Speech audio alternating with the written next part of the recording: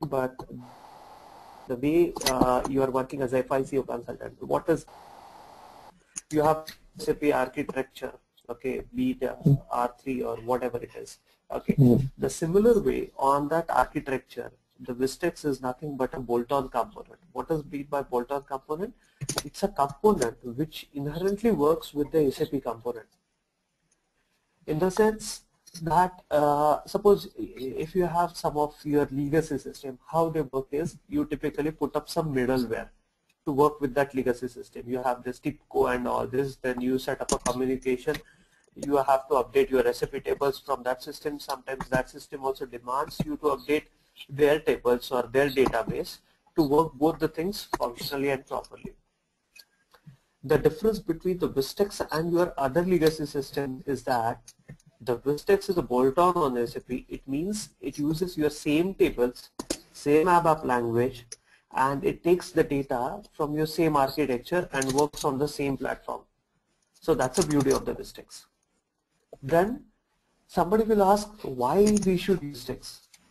Vistex has some of the inherent processes which are called as a, wherever you are dealing in an organization area where you have some commissions, rebates, then some chargebacks, then some you have to make some price protections. In that case, SAP, though they have given some of the chargeback functionalities, but especially the retail industry, yours is which? It's a retail industry or what kind of?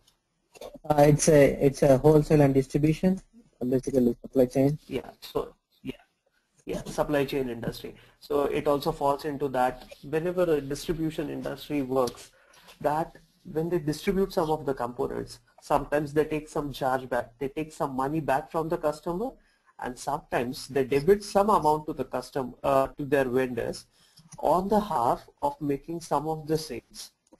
So these both scenarios, basically you work as a many times as an agent, and that agent fees should be get paid to you. And this is the area where Vistex comes into the picture. Okay. So the major and worldwide talk object of the Vistex, right now I'm just working for one of the project in Spain where I'm working as SAP, but I could not go to Spain because I have already assignment in Qatar. I'm based at Qatar from last 1 year. So for that assignment, my client is totally working as an agent. Nothing but in previous assignments they were working as an agent as well as they were distributing, and some companies who are buying the Vistex are purely for their agency purpose. So there the majority of the work is happening into the sales side, which is SD side, where they have the chargeback management.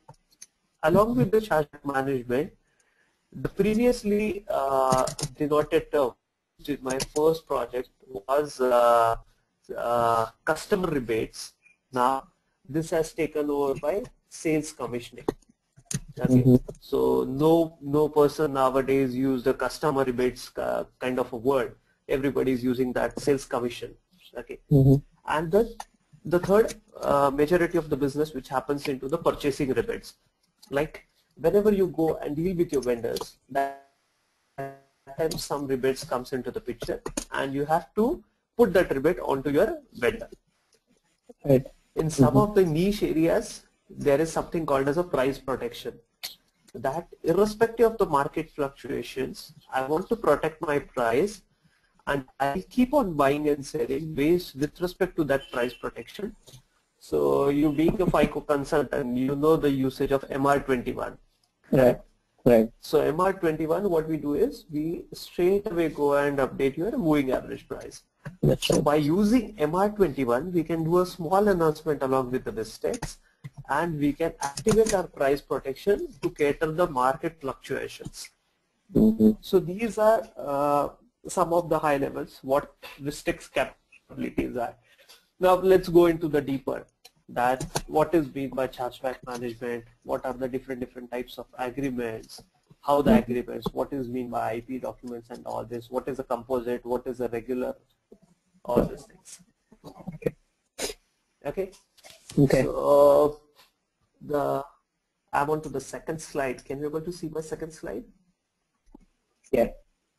Okay, and one small request that during this course, if you find anywhere I'm going too fast, too slow, anything, If you are not clear, just stop me there itself. Sure, sure. And Abjit, one request is like, even though I'm a FI consultant, I do want to know more into the SD side, like how the pricing works and everything, because that will help me a lot to identify, as I said before, like, I mean, even though I'm a FI, they put me in SD kind of a duty except for the pricing, but I would like to know how the pricing flows into the IP side. Okay, fantastic, fantastic. So you're more interested into the even the type of your pricing procedure. You can go back and see in your company. Exactly. But how it works that I can even able to help you. Okay. So the pricing in MM and SD works in a similar fashion. Only the condition type and condition records keeps on changing. Okay. Of course, nobody uses the standard pricing procedure. You must have configured the Z to the maximum extent. That's right. That's right. And unless and until you do the Z to the maximum extent, nobody will be called as a consultant has to prove himself by making Z. Correct? Right. That's right. Okay. Even in all projects, I do the same. Yeah.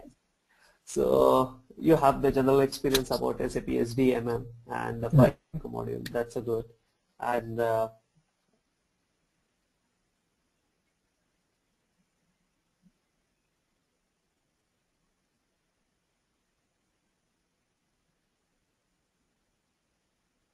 Hello. ERP system. Okay. You don't expect in this at least course. Let me move. Yes. I'm just sorry. I lost the your voice in between. I mean after the pricing, I lost what are you talking about. I mean, I was not able to hear. Okay. Okay. Fine. Pricing basically. In terms of pricing, what your organization must have done, they must have taken some standard condition records and some condition types which they have copied to the Z, and they have set up a new pricing procedure. Typically, SAP comes up with their standard pricing procedure. What is the standard pricing procedure? That suppose I am a retailer in the market. What I will do is I'll say this is my base price. My base price is say $100. Based on my base price, there is some commission when I sell, and that commission is based on base price, which is a 1% is my commission. Then there could be some taxes, there could be some agency fees, there could be some handling charges. So all these components which constitute a landing price of that component selling, or whether it's a purchasing side, component buying, then this is nothing but a pricing procedure. So in pricing procedure, all sort of fees, commissions, discounts, tariffs, your base pricing, add-on components over your base, and the most important in sales side is your profit margins. How do you calculate your profit margins? Each company, some companies in I'll put you 2 examples of profit margins. In my first project, where we used to calculate the profit margin based on the material price, which is a moving average price. We have created a Z field into the sales area view of material master, and we call it sales cost. Okay. We put an add-on component automatically from your MAP to your sales cost, and that sales cost is considered as a base for your pricing procedure. Okay. In some companies, what they do is they copy the base price as it is, or the price from the sales order, the price which you put inside the sales order on the first page at the atom detail, and based on that price directly you can calculate your sales price. It depends upon what formula your organization is using. Right. So yeah, we are based off of VPRS, the moving average price. Okay, that's good.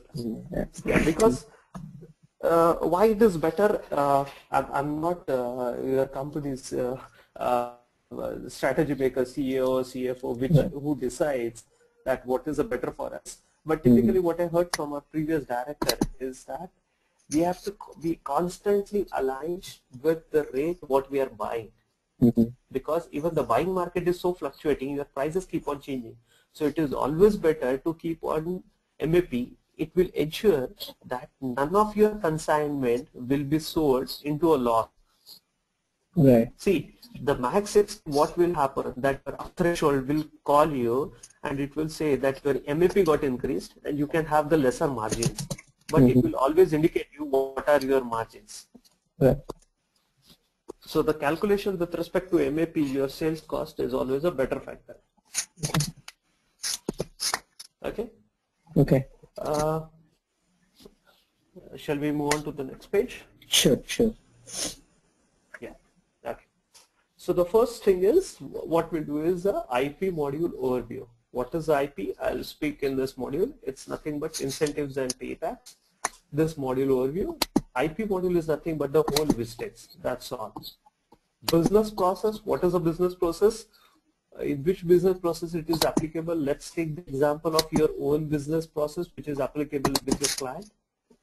Then what are the various agreement settlement parameters, in the sense which are the documents in SAP language, which are the source documents, which it could be purchase order, sales order, invoice, customer invoice, vendor invoice, what are all these documents.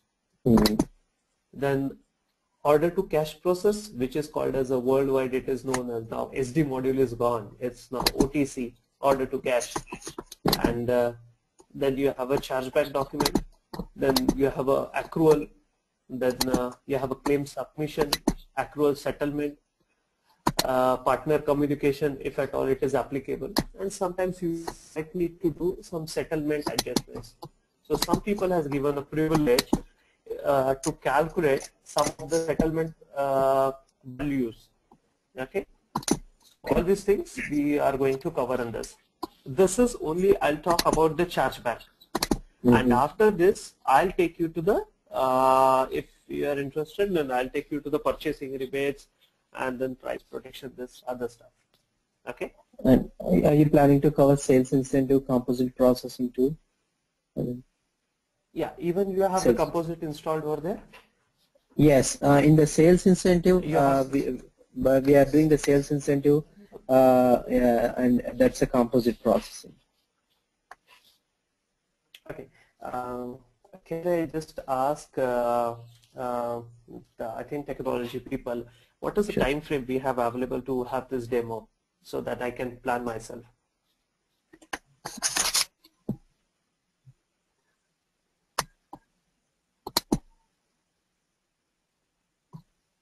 Hello.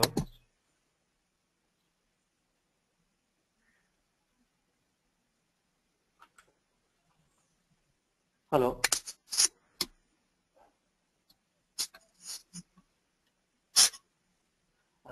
By any chance, Surendra, are you aware of the time frame and? No object, but time frame I don't have that. I mean, for demo I don't know, but generally they said like 35 hours of the course. So I mean, if you my main focus is chargebacks and sales incentives and the purchase rebates. I mean, if you feel like, I mean, you are in a better position than to tell whether to go with the purchase rebates and customer rebates, or by just having a purchase rebate, we can manage. Can I manage with the customer rebates? I mean, is the business process is almost same compared to the purchase rebates and the customer rebates? No, the business process is same. I'll say only the thing is it's exactly vice versa, because it's a purchasing side, that's a sales side. Yeah. Okay. But if you think logically from process stepwise, you just need to keep a mirror and you will follow. Okay. Opposite side you can. So okay. I think let's do this way. This is being a demo. They asked me when we'll go into actual sessions of each module.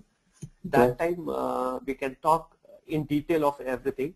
Let me run through the demo quickly. So I'll give you overview of all these 4 blocks in quicker 5-10 minutes, and then the team, what is their plan on the rest of the thing.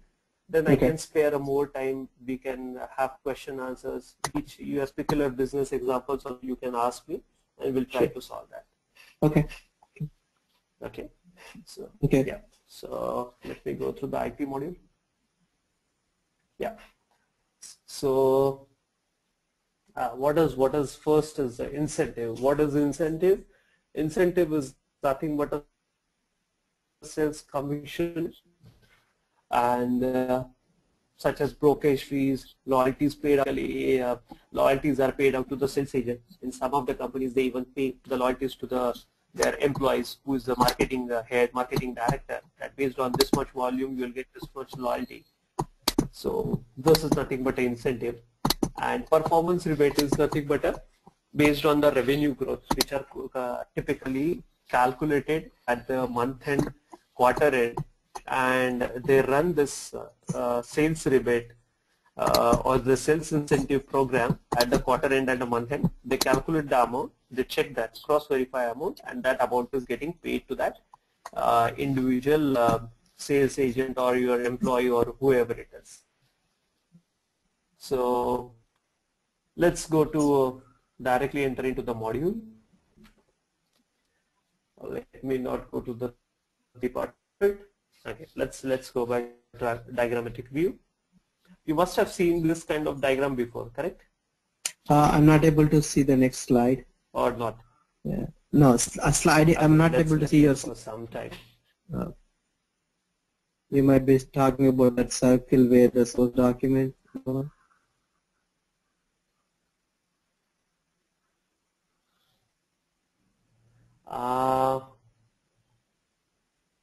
No, I'm on to the IP module overview transaction module.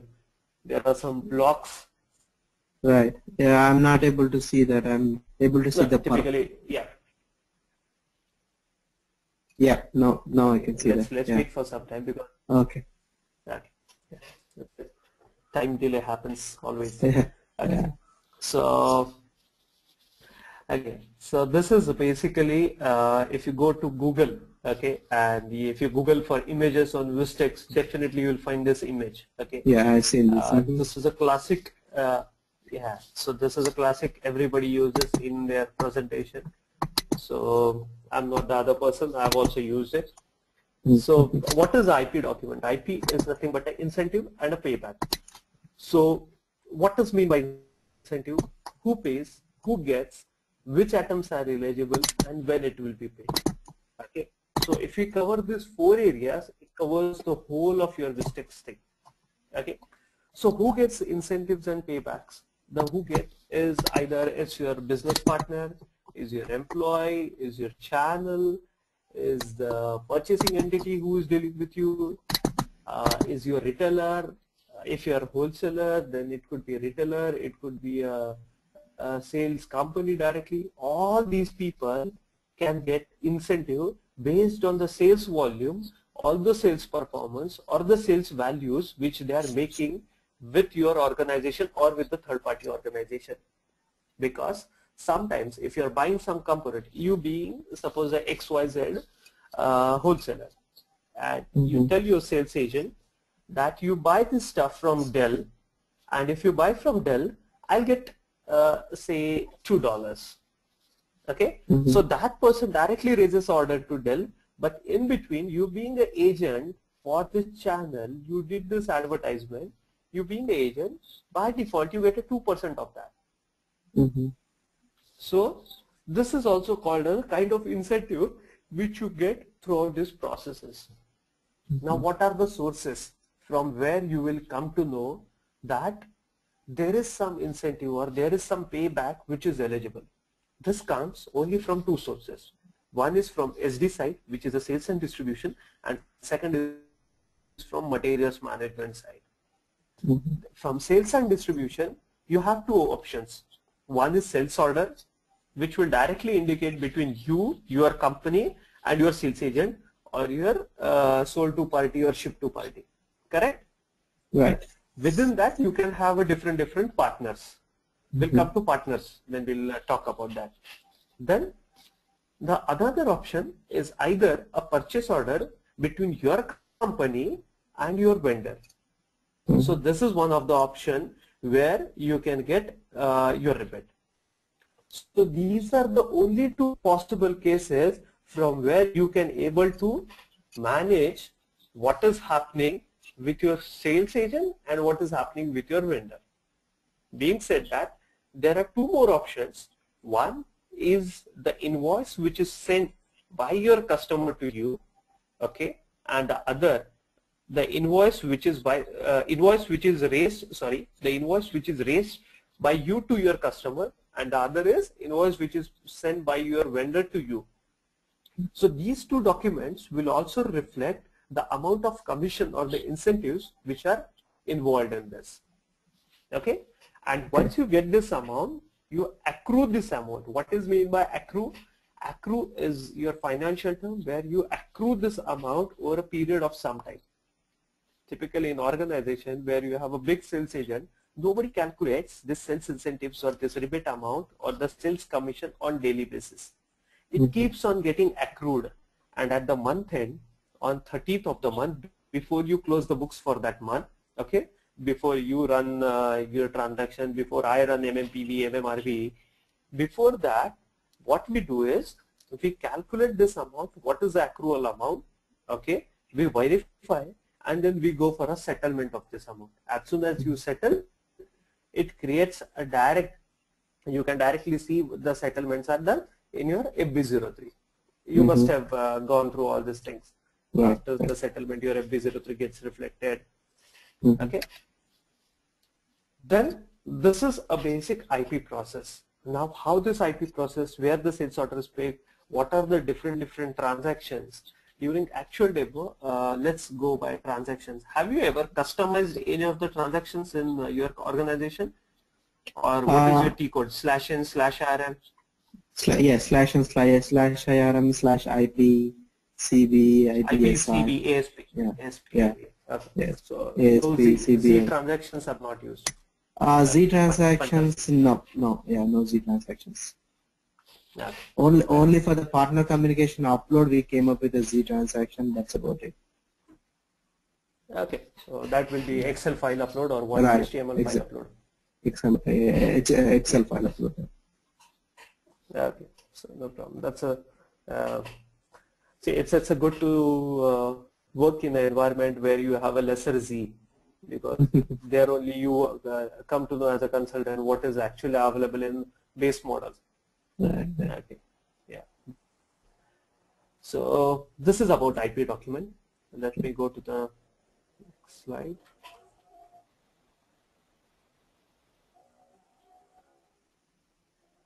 And then different IP. I'll move this.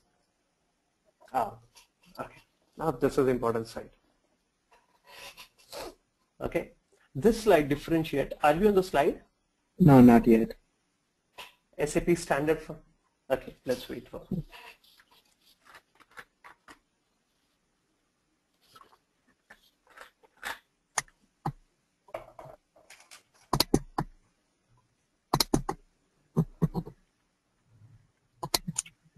Yeah, I'm in the slide. So this is the slide which talks about the difference between your SAP and the difference between your SAP IP. IP in the sense your Vistex functionality. So what SAP gives?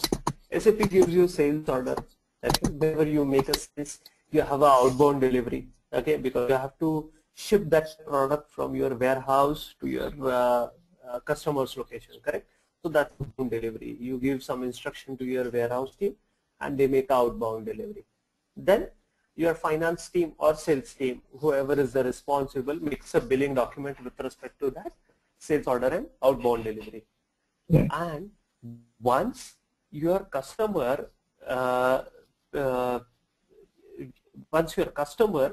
pays you, that time it's a credit memo or receivable. It creates a receivable in your account, and that is nothing but your incoming money. Okay, Yeah. so these 4 blocks are possible in SAP, which are highlighted in yellow. Now Vistex completes this chain. What Vistex does, it's create the agreement, which is called as, it could be your chargeback agreement, it could be your price protection, it could be a rebate agreement. There are different types of agreements. Okay, it defines this validity start and validity end of this agreement. That I say that me and you are bound to follow this agreement for this amount with this scaling condition. If you follow the business, if you sell my 1,000 components, I'll pay you 1%. If you sell 2,000 components, I'll pay you 2%. If you say 3,000 components, I'll pay you 4%. Something this kind of sales. Sometimes these scales are on percentage. Sometimes there are no scales. Sometimes there are direct target basis. So all these things are recorded in the agreement. Okay, and these agreement captures this whole cycle based on your sales order. So what is exactly outbound delivery you are making, and this outbound delivery once you make, it creates a chargeback document. So it accrues that this is my agreement, this is my sales order, and out of this agreement and this sales order, based on the agreement, how much am I utilized? This utilization is nothing but a chargeback document. Chargeback document nothing but captures data from agreement and a sales order which is actually booked, and it keeps on calculating what is the chargeback amount based on these two factors. Okay, so it's nothing but working as Excel sheet which takes the data from your agreement and sales order and calculates smartly. Okay, this is your amount because these are your terms and conditions. Correct? Now, once you create this chargeback document, you have a next option. What is next? Is you being a finance person, you come into the picture and you see that claim and you have to process that claim. Okay? Then you process that claim because there are two parties dealing. One is your company, one is vendor or a customer. So you have to send it to your partner.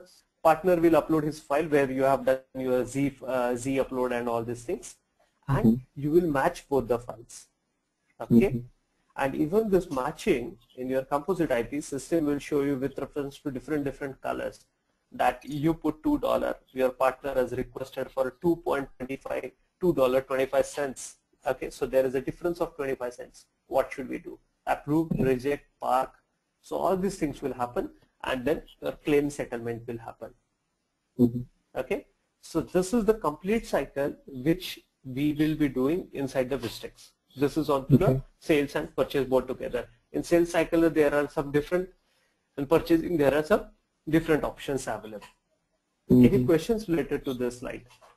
The question what I have is, let's take, in our organization, the way we are doing is we are recording the agreement. Let's take that we have a separate condition type like eligible for office, eligible for sales office, eligible for customer hierarchy, and eligible for material.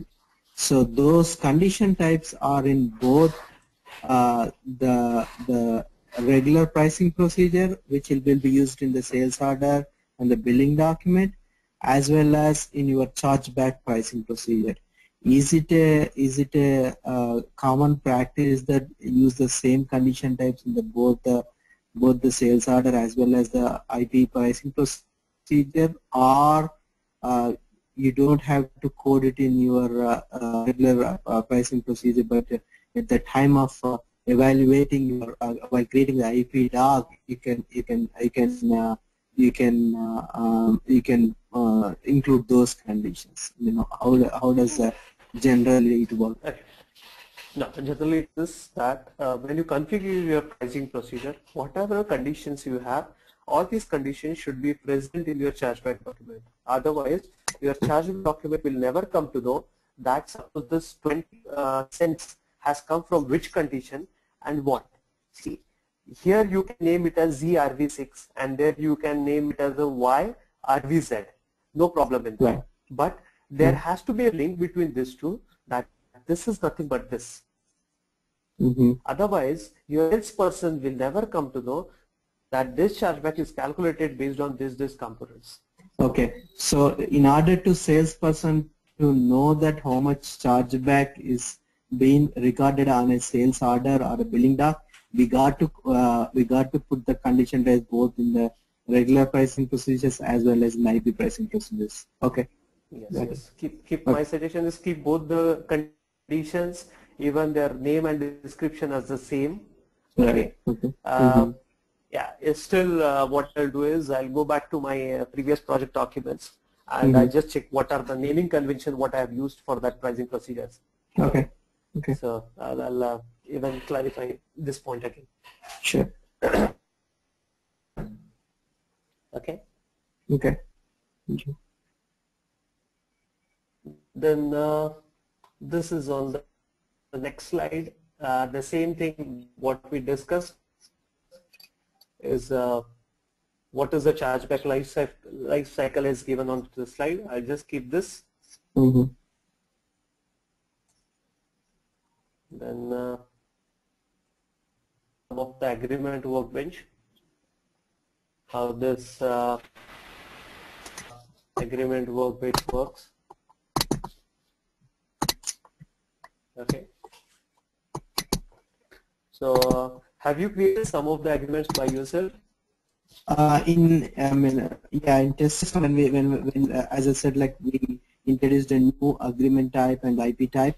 That is the time I created the agreements and came up with this condition types. SD pricing a person created those condition types, but I condition type into the agreement.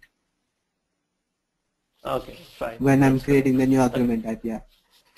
Okay, so agreement type is based on what type of transaction you are dealing with your customer or vendor. You have a different transaction and you create a new agreement. Okay, and each agreement you can define your similar like your SD, MMFI. You can have your own number ranges for that agreement. All these configurations are available in standard. You define what is your agreement currency, validity, start date, end date. And once you create your agreement, it shows you whether your agreement is in block stage, valid stage, released, all the status is monitored automatically. Then your party with whom you are making this agreement, which is a partner, okay, the owner of this agreement, all these things can also be defined. And the main thing in the agreement is the rules. Okay, so you need to define the rules. There are standard drop down for rules. These rules are nothing but your conditions, what you just spoke. You go to the drop down, you pick up that conditions, you put the scales again that conditions, and these scales works with respect to your sales order inside your agreement. Okay. Okay. Then there are some functions like how to search your agreement. You must have gone through all these functions, search functions. Okay. Then then the most important is what are different combinations with which you can make your agreement, that sales or distribution channel vendor. So unless and until these conditions meet, your chargeback component will not come into your chargeback document. Your chargeback document will not get created. Suppose sometimes there is a complex requirement that there is a one sold to party, there is one buying party, and you say that if the distribution channel and sales organization and the material is this, then only this agreement is valid. Okay, so all these combinations you can specify within the condition type, and when these conditions meet, when this material comes, this sales organization, this purchase organization comes, then only this chargeback comes. Okay. Typically in support project at the end, we get a lot of tickets. Now you are going live, correct? Soon. Right. And you can expect a lot of tickets, especially in this area. Like I did my agreement right, my sales order is right, still my chargeback is not happening. My suggestion is immediately go to the first, open two screens, open agreement, open sales order. Check what is specified in agreement. Sold to a party, shipped to party, vendor and material. Check whether all these are present in this sales order. Though, go back to that person, whoever has raised that L1, L2, L3, L4 ticket. Tell him that, my dear friend, this is not as per the agreement. Change your sales order or get a new agreement. Then immediately your chargeback will happen. And 90% of the tickets in the initial 2-3 months will happen for these cases only. Okay. Okay. So basically, when you go to the sales order and in the conditions tab, analysis, you will know, right, whether it is which condition type it. Okay. Okay. Got it. Yeah. Okay, so I'll just keep some of the slides. Order to cash process. Yeah. Then the way I said, I'm onto the slide where this OTC process where the source documents are specified. There are two source documents. One is the billing source document and another is the sales order source document. So both these source documents are nothing but creates the IP document. So either you can create with respect to invoice or sales order. Both works as a similar fashion. Okay. So then before we go to accrual or something, reprise something, any questions on this? The question is like if in typical organization, like do they go with the source document as a sales order or the billing doc? Because just because the sale happened, it doesn't mean that you need to pay the commission or doesn't need to get the charge back from the supplier, right? So is it a common practice to go with the billing doc as a source document for the chargebacks? No, its answer is very simple. No, whether you go with the sales order or whether you go with the billing doc, it always checks whether you have a relevant delivery has been made and the relevant invoice has been made, then only the chargeback will be created. So is it only the invoice or does it go also look whether the accounting document relates to accounting or not? No. See, the thing is accounting, your accounting entries will come at a later point. This I'm purely talking about the sales invoice which is raised after the your outbound delivery. Okay. Yeah, your accounting booking will happen, which might include, which will definitely include your commissions from your chargeback document. Right. So you should not book into your accounts unless and until the chargeback has been done. Okay. Yeah.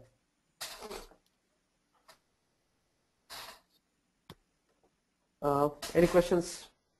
Some questions on this? No, I'm fine. Thanks. Okay, good. Is there someone from Attain Technologies is in the call? Initially there was one person, but I can't. Yeah. Abhijit and stuff. Yeah, Surendra, tell me. Yeah, hi. I just want to know. No, this is Abhijit here. I want to know this. What is the time for this online demo which we scheduled? So I can go with that pace because it's now 8 o'clock and we just. Yeah, it's 7 to 8 o'clock. It's 7 to 8 o'clock. 7 to 8 o'clock. Okay, fine. So, Surendra, let's do this way. Okay. Instead of going into accrual claim submission, which is pure your FI area, and we talk about how the claims are submitted, how the indicators change their color during the accrual and all this process. Let me quickly jump to the purchasing rebates. I'll just give you a high idea about purchasing rebates, and then let's talk for a demo.